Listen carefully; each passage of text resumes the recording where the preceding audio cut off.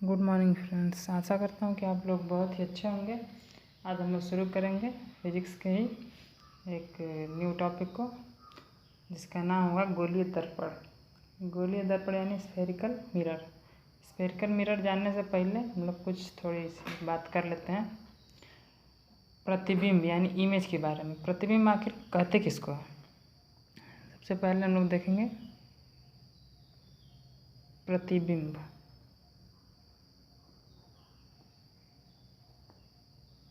प्रतिबिंब यानी image. Phone में तो हम लोग बहुत सारे इमेज रखते हैं, तो क्या होता है प्रतिबिंब। आइए हम लोग जानते हैं कि आखिर में प्रतिबिंब कहते किसको है। ठीक है, प्रकाश किरण वस्तु के किसी बिंदु से चलकर, ठीक है, उसके बाद परावर्तन अथवा अपवर्तन के पश्चात जिस बिंदु पर मिलती है अथवा जिस बिंदु से आती प्रतीत होती है, वस्तु के उस बिंदु को प्रतिबिंब कहते हैं। प्रतिबिंब दो तरह के होते हैं। फर्स्ट होते हैं एक रियल होते हैं और सेकंड होते हैं इमेजिनरी होते हैं। ठीक है, यानी प्रतिबिंब को हम लोग दो पार्ट्स में डिवाइड कर सकते हैं। एक हो सकता है आपका वास्तविक प्रतिबिंब, एक आभासी प्रतिबिंब।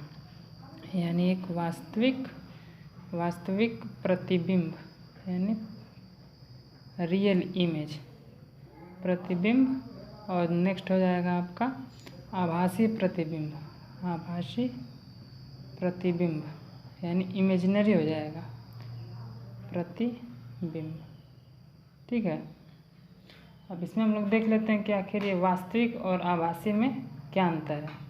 वास्तविक प्रतिबिंब वो होते हैं जिनकी किरणें जो है अपवर्तन या परावर्तन के बाद वास्तव में काटती हैं। यानी कि किरणें क्या करेंगे, किरणें वास्तव में काटती हैं। वास्तव में क्या करेंगे, काटेंगे। ठीक है, वास्तव में काटती हैं। ये क्या हो जाएगा, वास्तविक प्रतिबिंब का ये गुण हो जाएगा। और आभासी में क्या होगा, किरणें जो है किरण काटती हुई प्रतीत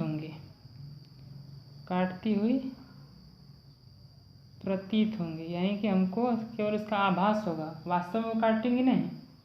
ठीक है, होंगे।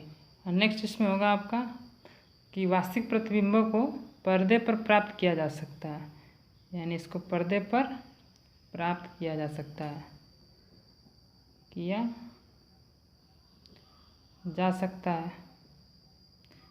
जबकि आभासी प्रतिबिंबों को पर्दे पर प्राप्त नहीं किया जा सकता है।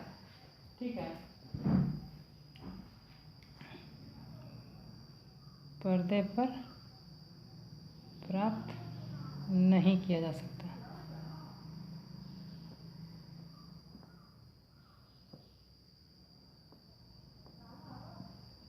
ये आभासी प्रतिबिंब और वास्तविक प्रतिबिंब में अंतर हो गया। ठीक है, प्रतिबिंब किसको कहते हैं? प्रतिबिंब जब प्रकाश की किरण वस्तु के किसी भी बिंदु से चलकर परावर्तन अथवा अपवर्तन के पश्चात जिस बिंदु पर मिलती है अथवा जिस बिंदु से आती हुई प्रतीत होती है, उस बिंदु को प्रकाश का प्रतिबिंब कहते हैं। ये दो प्रकार के होते हैं, वास्तविक प्रतिबिंब, एक आभासी प्रतिबिंब।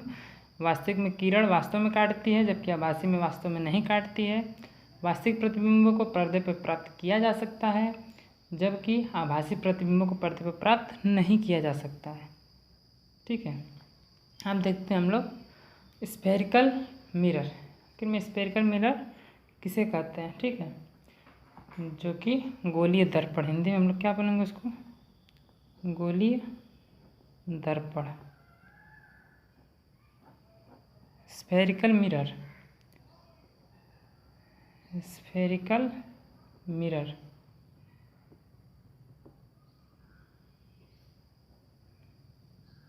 यानी कि गोलीय दर्पण, इसका मतलब हुआ कि ये किस फॉर्म में होगा, गोले के फॉर्म में, ठीक है।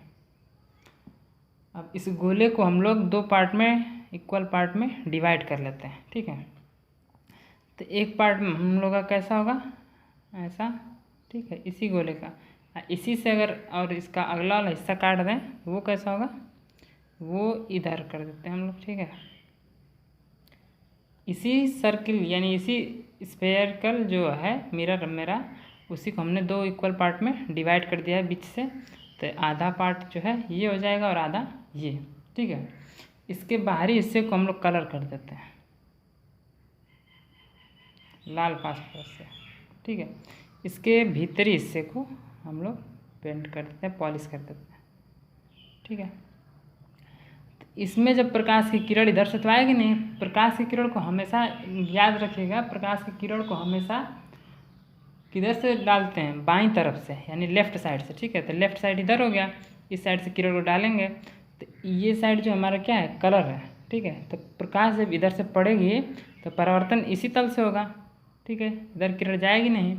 तो इस किरण को, ये उभरा हुआ किरण पृष्ठ है, तो अगर उभरे हुए पृष्ठ से परावर्तन की घटना होगी तो इसको क्या कहेंगे, इसको कहेंगे, इस दर्पण को जो स्फेरिकल गोले से काटा हुआ गया है उसको बोलेंगे उत्तल दर्पण, उत्तल दर्पण, ठीक है।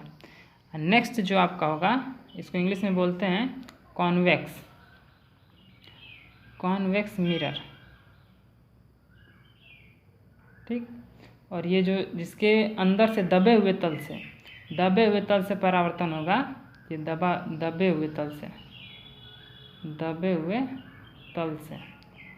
तल से अगर परावर्तन की घटना होगी तो उसको बोलेंगे अवतल दर्पण, अवतल दर्पण, ठीक है। इसको इंग्लिश में बोलते हैं कॉनकेव मिरर, कॉनकेव मिरर, ठीक है। यानी कॉन्वेक्स और कॉनकेव में क्या अंतर है, कॉन्वेक्स यानी कि उत्तल दर्पण में परावर्तन जो है उभरे हुए पृष्ठ से होगा, जबकि अवतल दर्पण में परावर्तन की घटना दबे हुए तल से होगी, ठीक है। ये अवतल और उत्तल में डिफरेंस है। अब इनके कुछ पॉइंट्स की बात कर लेते हैं, जैसे इसमें ध्रुव किसको कहते हैं, वक्रता केंद्र किसको कहते हैं, मुख्य अक्ष किसको कहते हैं, मुख्य फोकस कहते हैं, ETC आदि की बात कर लेते हैं। एक फिगर ड्रा करते हैं, इसी को लेते हैं, ठीक है। जैसे कि हम लोग सपोज करिए एक अवतल दर्पण, एक कॉनकेव मिरर को हम लोगों ने ले लिया, ठीक है। कॉनकेव मिरर पे इसका एक मिड पॉइंट होगा, ठीक है, इसी को हम लोग बोलते हैं, और इसके एक मुख्य अक्ष ले लेते हैं, इसको बोलते हैं मुख्य अक्ष, ठीक है। जो हमारा कटा हुआ दर्पण है गोलीय दर्पण से, जिसको हम लोग अवतल दर्पण बोल रहे हैं, इसको जो है बीच से डिवाइड करें इक्वल पार्ट में, तो इसी लाइन को, ये काल्पनिक होती है सारी रेखाएं, इसको हम लोग बोलते हैं क्या, मुख्य अक्ष, मुख्य अक्ष, ठीक है। और ये जो है ये पॉइंट, इस पॉइंट को हम लोग बोलते हैं पोल यानी ध्रुव, यानी दर्पण के ही मध्य बिंदु को क्या बोलेंगे, ध्रुव।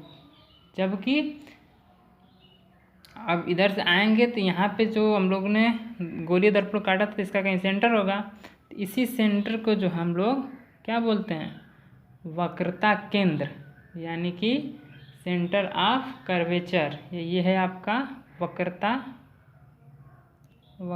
केंद्र, ठीक है। और वक्रता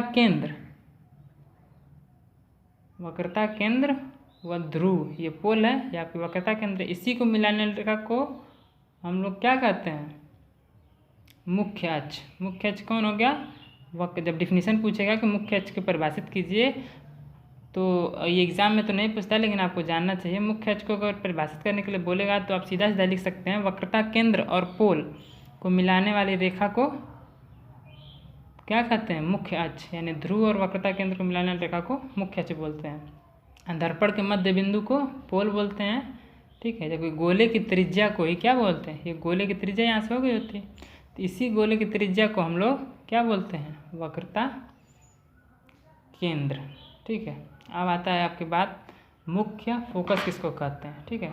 तो दर्पण के मुख्य अक्ष के समांतर, यानी ये दर्पण है, इसके मुख्य अक्ष के समांतर, मुख्य अक्ष के समांतर चलने वाली किरण, मान लीजिए इधर से मुख्य अक्ष के समांतर कोई किरण आ रही है, तो परावर्तन के पश्चात मुख्य अक्ष को जिस बिंदु पर, यानी परावर्तन होगी, यहाँ से परावर्तन घटना होगी, ये तो आपका पेंट है, एक साइड आपका पॉलिश है, इधर से परावर्तन घटना होगी और मुख्य अक्ष के परावर्तन के बाद ये किरण जाएगी इससे, और मुख्य अक्ष के जिस भी बिंदु पर काट देगी वही इसकी क्या होगी, फोकस होगी, फोकस। ठीक है, इसको हम लोग स्मॉल एफ से डिनोट करते हैं, फोकस को क्या करेंगे, स्मॉल एफ से डिनोट करते हैं।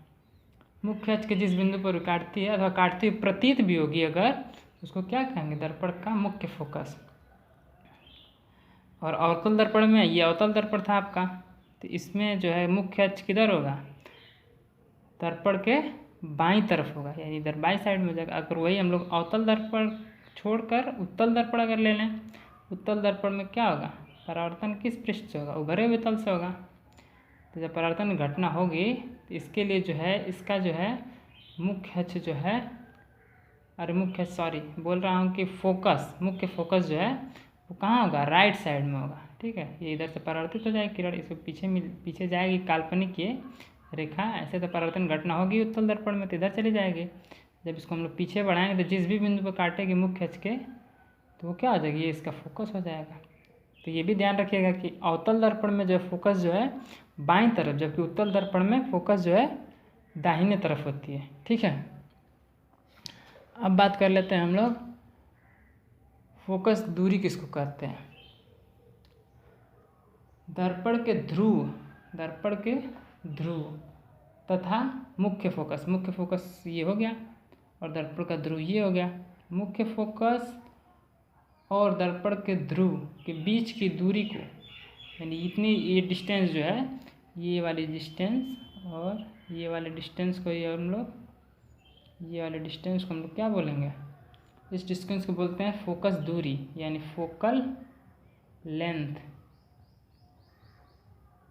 यही है फोकस दूरी आपकी। ठीक है, यानी कि फोकस दूरी किसको कहते हैं, दर्पण के ध्रुव, दर्पण के ध्रुव यानी पोल तथा उसके मुख्य फोकस के बीच की दूरी को ही फोकल लेंथ यानी फोकस दूरी कहते हैं।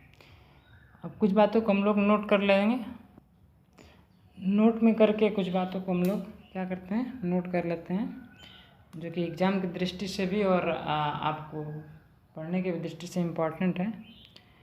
तो नोट में करके आप लिखिए।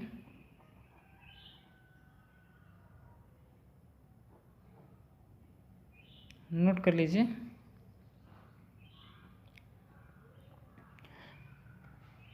उत्तल दर्पण की फोकस दूरी धनात्मक होती है। क्या होती है, अगर उत्तल दर्पण कहीं भी है, ठीक है, उत्तल दर्पण कहीं भी है तो उसकी फोकस दूरी कैसी होगी, धनात्मक।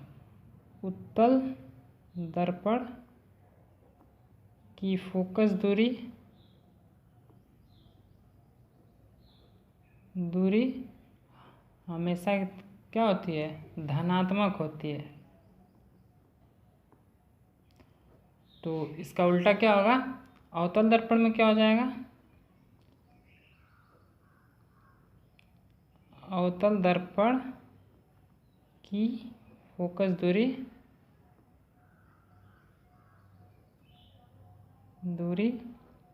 ऋणात्मक होगी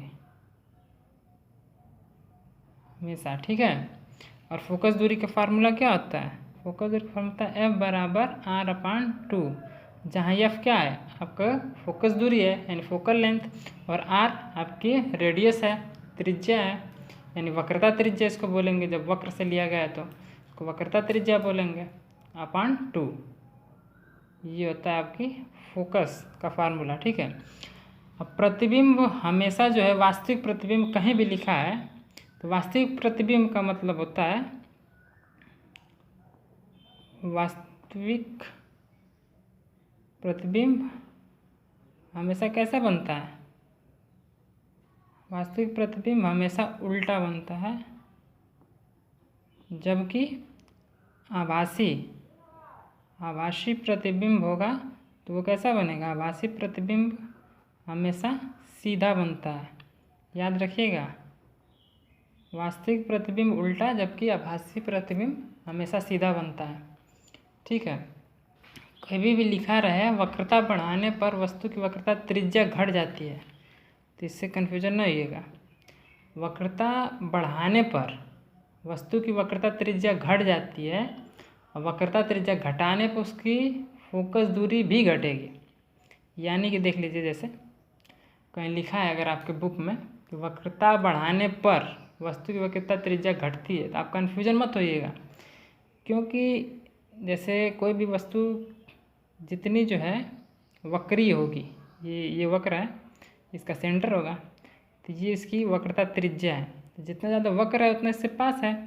अब इस वक्रता को हम लोग कम करते जा रहे हैं, कम वक्री हुई, सेंटर से कुछ दूर हुई, और कम वक्री हुई, सेंटर से और दूर हुई, एकदम स्ट्रेट लाइन हो गई, तो सेंटर इसका पता नहीं इन्फिनाइट पे कहाँ पे होगा। इसका मतलब ये इसको बात कर रहा है, वक्रता, इस वक्रता की बात कर रहा है। अगर वक्रता बढ़ाएंगे ज़्यादा वक्री हो जाएगा। देखिए ज़्यादा वक्री हो गया तो इसका सेंटर क्या हो गया, इससे करीब हो गया, यानी इसकी वक्रता त्रिज्या क्या हो गई, घट गई। यानी वक्रता बढ़ाने पर, वक्रता को आप बढ़ा रहे हैं, ज़्यादा वक्रीय कर रहे हैं इस पृष्ठ को, तो इसकी क्या हो रही है, वक्रता त्रिज्या घट जा रही है। इसको कम वक्री किए हैं तो वक्रता त्रिज्या बढ़ गई। ठीक है, इसको और कम किए तो इसकी भी वक्रता त्रिज्या और बढ़ी। इसको एकदम स्ट्रेट कर दिए तो इसकी त्रिज्या इन्फिनाइट पता नहीं कहाँ पे चली गई। तो वक्रता बढ़ाने पर वक्रता त्रिज्या घटती है। ठीक है, और चिन्ह परिपाटी की भी आप लोग नोट कर सकते हैं अपने कॉपी में। उत्तल दर्पण के लिए यहाँ पे मैं दो पार्ट में डिवाइड कर देता हूँ। यहाँ पे हो जाएगा आपका उत्तल दर्पण चिन्ह परिपाटी है, और ये अवतल के लिए। ठीक है, अवतल और ये उत्तल दोनों के लिए हमने चिन्ह परिपाटी लिख देते हैं। क्या होगा देखिए, इसमें आपके लिए एक u होता है जो कि वस्तु की दूरी होती है। तो उत्तल दर्पण में वस्तु की दूरी या अवतल दर्पण में हमेशा जो क्या होता है, वस्तु को हमेशा कहाँ रखते हैं, किरण हमेशा बाईं तरफ से पड़ती है तो वस्तु हमेशा बाईं तरफ होती है, तो उसको हमेशा ऋणात्मक लेते हैं। ठीक है, और अवतल में भी क्या करेंगे, ऋणात्मक ही लेंगे। यहाँ पे भी की बात करते हैं, जो आपका इमेज बनेगा प्रतिबिंब, वो इसमें जो क्या बनेगा, उत्तल में दर्पण में बनेगा आपका हमेशा पॉजिटिव। ठीक है, जबकि वही जो है अवतल दर्पण में बात करते हैं, तो अवतल दर्पण में दो तरह के बनते हैं। अगर आभासी बन रहा है तो पॉजिटिव बनेगा। ठीक है, आभासी के लिए। अगर वही आपका वो बन रहा है वास्तविक, तो माइनस में आ जाएगा। प्लस माइनस दोनों होता है, तो जब आभासी, जब प्लस में आएगा तो इसका मतलब आभासी हो जाएगा, आभासी प्रतिबिंब बन रहा होगा। और जब माइनस में आएगा इसका मतलब वास्तविक बन रहा होगा। ठीक है, अवतल की बात कर रहा है। वहीं पे देख लेते हैं यफ की बात करते हैं, यानी फोकस। यफ का जो है इसमें हमेशा पॉजिटिव रहता है, इसमें हमेशा यफ क्या होता है, निगेटिव होता है। ठीक है, अब इस हम लोग को उस पर भी देख लेते हैं, कार्टेशियन प्लेन पे, यानी चतुर्थांश से भी हम इसको देख सकते हैं। जैसे सपोज करिए यहाँ पे हमने एक चतुर्थांश खींचा। ठीक है, चतुर्थांश हो गया, तो ये इसका पोल हो गया। इधर से हम लोग ले लेते हैं क्या, अवतल दर्पण को यहाँ पे हम लोग रख लेते हैं। ठीक है, तो इस साइड हमेशा क्या होगा, ऋणात्मक होता है, तो जो भी चिन्ह इधर रहेगा, वस्तु इधर रखेगी, यू का मान हमेशा क्या होगा, ऋणात्मक होगा। ठीक है, अभी इसका प्रतिबिंब अगर इधर बनेगा तो धनात्मक होगा। अगर आभासी बनता है इसका प्रतिबिंब तो धनात्मक होगा, वास्तविक बनेगा तो फिर लेफ्ट साइड में बनेगा, ऋणात्मक होगा। ठीक है, लेकिन अगर वहीं उत्तल दर्पण की बात करते तो उत्तल दर्पण को हम लोग इस साइड रख लेते हैं, लेकिन वस्तु हमेशा ऋणात्मक रहेगी, वस्तु हमेशा इस साइड से करेंगे। ठीक, क्योंकि ये साइड तो पॉलिश्ड होगा, तो इससे तो परावर्तन घटना होगी नहीं, परावर्तन घटना इसी साइड से होगी। यू को हमेशा इधर रखेंगे, जब भी किरण जाएगी इस पर परावर्तन की घटना होगी। परावर्तित के बाद जो है जब भी इसका इमेज बनेगा तो इस साइड बनता है। ठीक है, तो वो क्या होता है, धनात्मक होता है, पॉजिटिव होता है। इधर अगर बन गया अवतल दर्पण में तो ये निगेटिव होता है। ठीक है। अब फोकस दूरी, इसकी फोकस दूरी इस साइड हो गई अवतल दर्पण में, ये अवतल दर्पण है इस साइड वाला, तो अवतल दर्पण में क्या हो गई, फोकस दूरी हमेशा ऋणात्मक हो गया, जबकि उत्तल दर्पण की फोकस दूरी इस साइड हो गई, तो ये क्या हो गया, हमेशा पॉजिटिव हो गई। ठीक है। अब नेक्स्ट टॉपिक में हम लोग बात करेंगे प्रतिबिंब के बनने का नियम। So thank you.